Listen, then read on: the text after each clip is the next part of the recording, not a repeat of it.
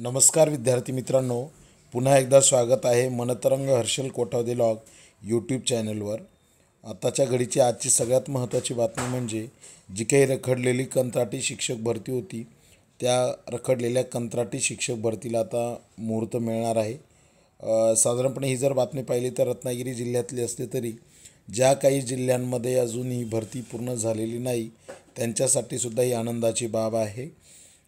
जी regular भरती होईल तेव्हा होईल, तोपर्यंत या कंत्राटी शिक्षक भरतीमध्ये किमान महिन्याला 15,000 रुपये वेतन शिक्षकांना दिलं जाणार आहे। जे स्थानिक उमेदवार आहेत, ज्यांचं DED झालं आहे, BEd झालं आहे, म्हणजे एकाच गावात जर 2-3 विद्यार्थी असतील पण त्यांच्यामध्ये ज्याला चांगले गुण असतील अशा विद्यार्थ्याचा या भरतीसाठी विचार केला जाणार आहे। या संदर्भात जे सुदर्शन मोहिते आहेत, DED BEd बेरोजगार संघटनेचे रत्नागिरीचे, त्यांचं असं म्हणणं आहे, जिल्ह्यातील कंत्राटी तत्वावर प्राथमिक शिक्षक भरती अंतिम टप्प्यात आहे। या प्रक्रियेला आचारसंहितेचा अडथळा आला होता, आता मात्र ही प्रक्रिया आठवडाभरात पूर्ण होईल असं आश्वासन प्रशासनाने दिले आहे।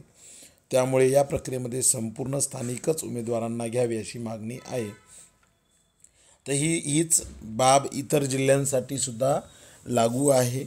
आता याच्यामध्ये काय म्हटलं तर विधानसभा निवडणुकांचा निकालही लागला, आचारसंहिता संपुष्टात आलेलीच आहे, तर ही शिक्षक भरती प्रक्रिया सुरू होणार आहे।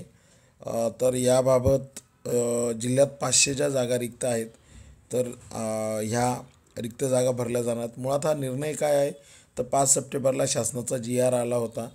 रेग्युलर शिक्षकांची भरती काही प्रमाणात झालेली आहे, पण रिक्त जागांची संख्या जास्त असल्यामुळे तर शासनाने सेवानिवृत्त शिक्षक किंवा त्या गावातले स्थानिक उमेदवार जो आहे, ज्याचं DED झालं आहे, BEd झालं आहे, अशा उमेदवारांना संधी देण्याचा प्रयत्न केलेला आहे। यामध्ये साधारणपणे महिन्याला 15,000 रुपये मानधन, वर्षाला 12 रजा, तर अशा पद्धतीने उमेदवारांना नेमणूक दिली जाणार आहे। या आदेशाला शिक्षक संघटनांनी जरी विरोध केला होता, पण फॉर्म भरणारे शिक्षकांच्याच पत्नी होत्या असं इथे या बातमीमध्ये असं म्हटलेलं आहे। तर ते प्रकरण चिघळलं, पण आता मात्र ही कंत्राटी भरतीने नाशिक जिल्ह्यामध्ये सुद्धा काही ठिकाणी जागा भरल्या गेल्या आहेत। ज्या काही जिल्हे बाकी आहेत आणि जर तुम्ही DED BEd धारक असाल, तुम्हाला असं वाटतं आहे की ठीक आहे आपला अभ्यासही चालू आहे आणि आपल्याला शिकवायलाही मिळालं पाहिजे, एक अनुभव घेण्यासाठी काही हरकत नाही, तर अशी कंत्राटी शिक्षक भरतीची बातमी आहे। जे रत्नागिरी जिल्ह्यातले विद्यार्थी आहेत त्यांच्यासाठी ही आनंदाची बाब आहे। इतर जिल्ह्यांच्याही संदर्भात अशा काही नवीन अपडेट्स आल्या तर तुमच्यापर्यंत कळवतो।